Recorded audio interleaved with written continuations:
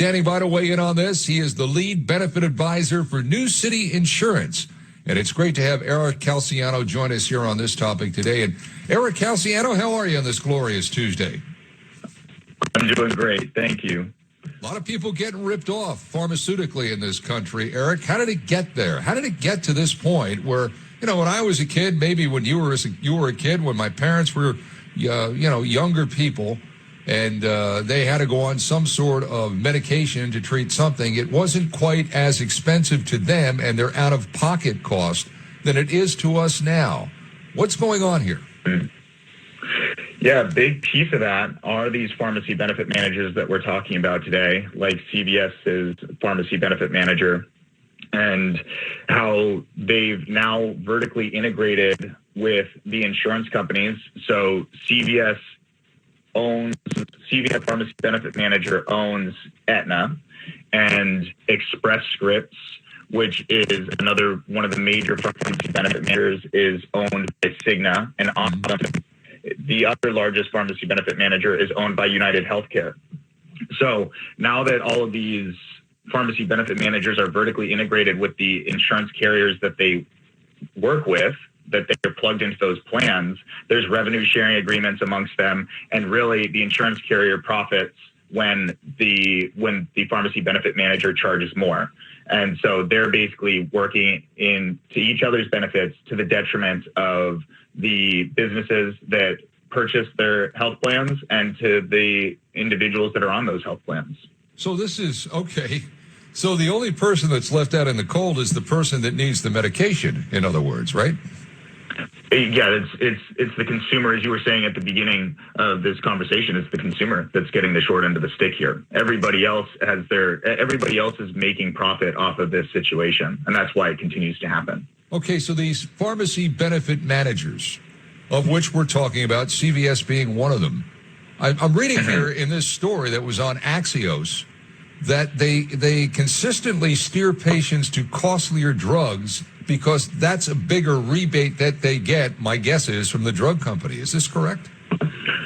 That's correct. Yes. So one of the roles of the pharmacy benefit manager is to negotiate drug prices with the pharmaceutical companies.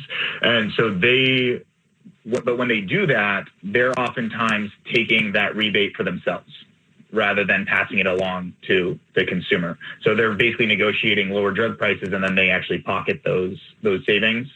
And so when they steer individuals to higher cost drugs, that means more rebates for their pockets because they're getting essentially a percentage of the cost of the drug.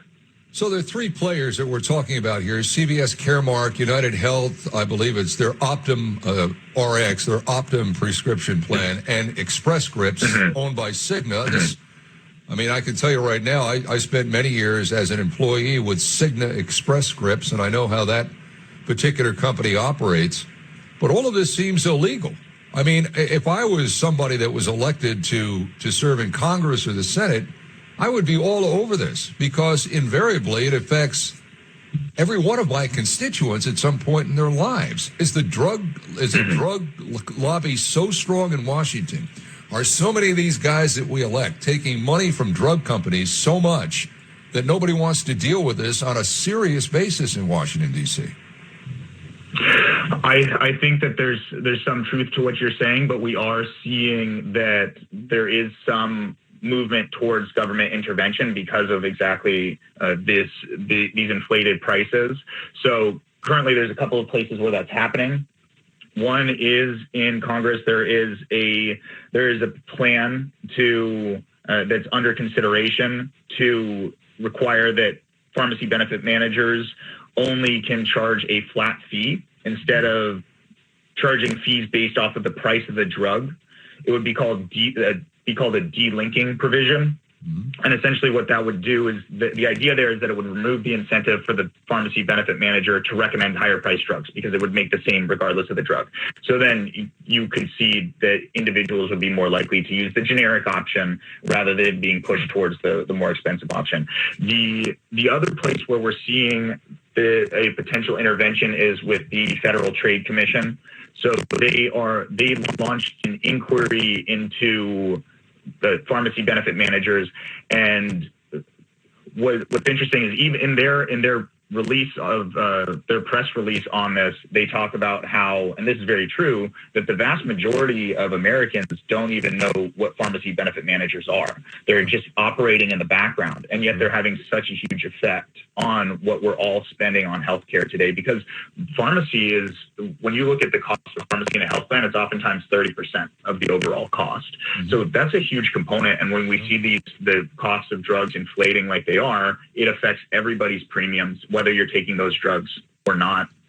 And so in that investigation, they are looking at 6 different pharmacy benefit managers, and 3 of those that are included in those 6 are CVS, Optum, and Express Scripts. I don't want to let other people off the hook here, Eric. I don't understand why a drug company develops a drug and then for so many years, and I'm not sure what the number is, but I know it's a significant number of years, it has proprietary rights to that drug before it goes generic. You just mentioned generic and how generics are some things that these PBMs are not steering their customers to. But for the life of me, I don't understand why it takes, for example, 15 years to get a generic drug for a heart medication or for a cancer treatment drug before it would go generic or would be more acceptable mainstream to the economy of mainstream Americans. I think that's something else that doesn't smell very right. These drug companies are as complicit as these PBMs, are they not? Yeah, I agree. I think with a lot of what these drug companies do, they will.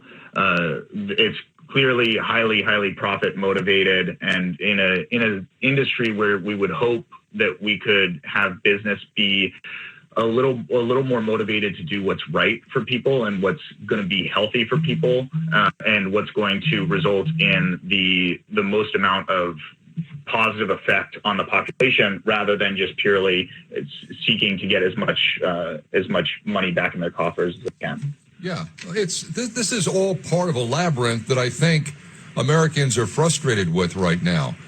There's supposed to be transparency in what a medical procedure will cost at a hospital, allegedly. Good luck with that in practicality. I'm reading here, too, middle-class Americans are the most likely to be saddled with medical debt. Nearly 1 in 4, or 17 million people, unpaid medical bills.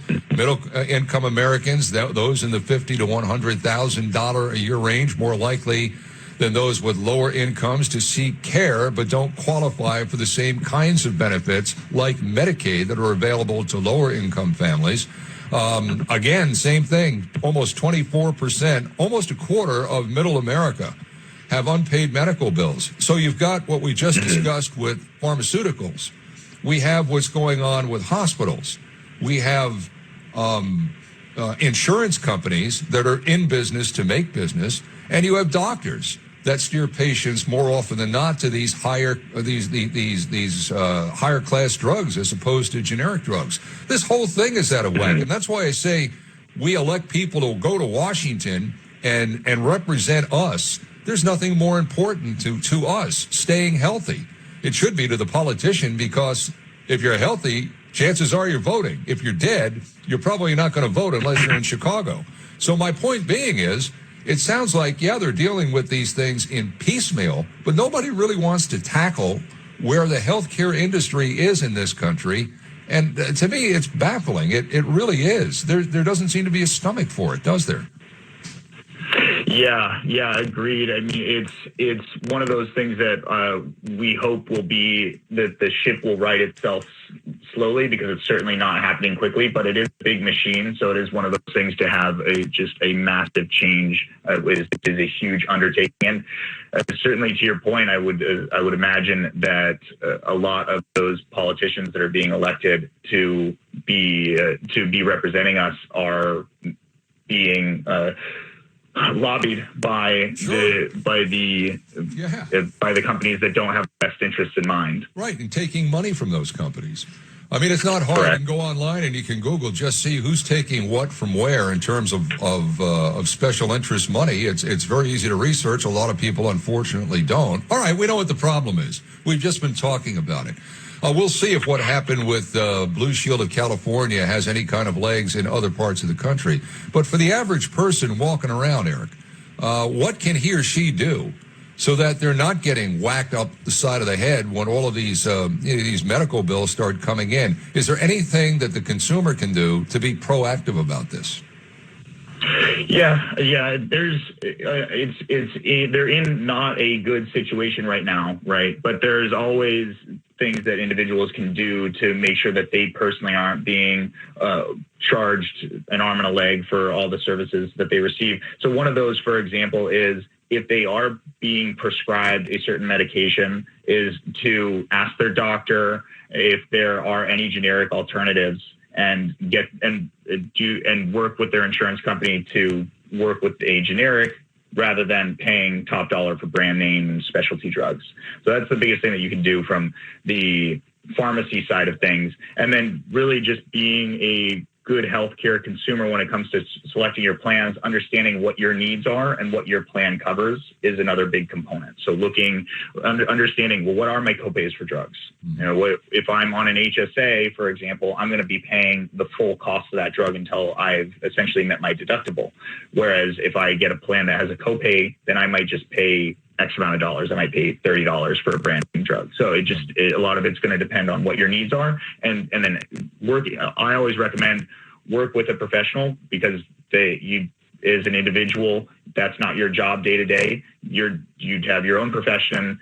Work with somebody whose job is to understand health insurance so that they can explain it to you and help make the best decision for you and your family. That's great advice. Eric Calciano, he is the lead benefit advisor with New City Insurance. Hey, employers are getting squeezed too with what they're trying